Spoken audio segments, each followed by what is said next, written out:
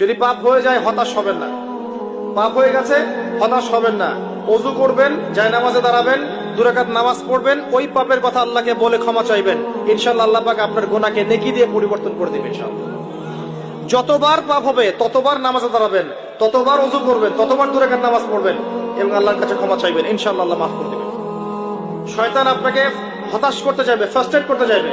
আরে তুমি অন্যায় করেছো, এত বড় বড় পাপ করেছো, তুমি পর্নোগ্রাফি দেখো, তুমি মেয়ের সাথে জেনা করেছো, তুমি মদ খাও, তুমি এই করো, তুমি কিভাবে আল্লাহর সামনে দাঁড়াবে, কোন মুখ নিয়ে দাঁড়াবে? এগুলো শয়তানের ওয়াসওয়াসা। কার ওয়াসওয়াসা? আল্লাহ পাক ক্ষমা করতে করতে ক্লান্ত হবেন না, আপনি ক্ষমা চাইতে চাইতে ক্লান্ত হয়ে যাবেন ইনশাআল্লাহ। আল্লাহ পাক এমন গফুর রহিম। এক ব্যক্তি 99টা খুন করেছে। কয়টা? 99টা খুন করে এক আলেমের কাছে গিয়ে বলেছে যে আমার কি তওবা হবে? সে বলেছে না, তওবা হবে না। সে বলেছে কি তওবা হবে না। সে আলেম ছিল না, সে আবেদ ছিল। আবেদ মানে ইবাদত করতে বেশি বেশি, খুব বেশি জ্ঞান ছিল না। আমাদের মতো আমরা কিন্তু ইবাদত বেশি করি, জ্ঞান খুব কম।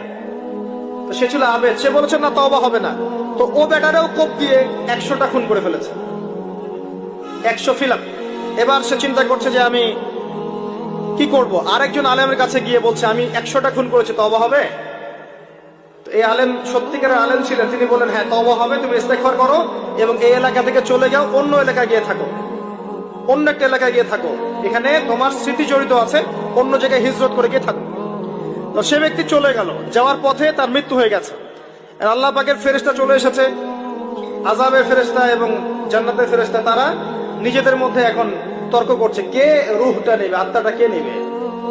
ওই যে রূহ কাকে বলে, সায়েন্সকে জিজ্ঞাসা করেন, সায়েন্সের প্যান্ট খারাপ হয়ে যাবে। রূহ কাকে বলে উত্তর দিতে গিয়ে এখন আল্লাহ পাক এই বান্দাকে মাফ করতে চাচ্ছেন।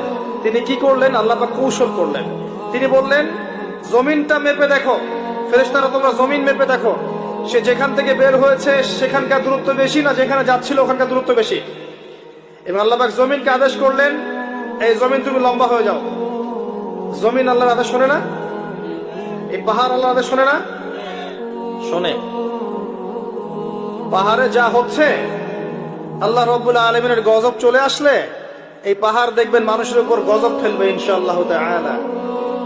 সমুদ্রের কিনারে যা হচ্ছে আমরা দেখে আসলাম,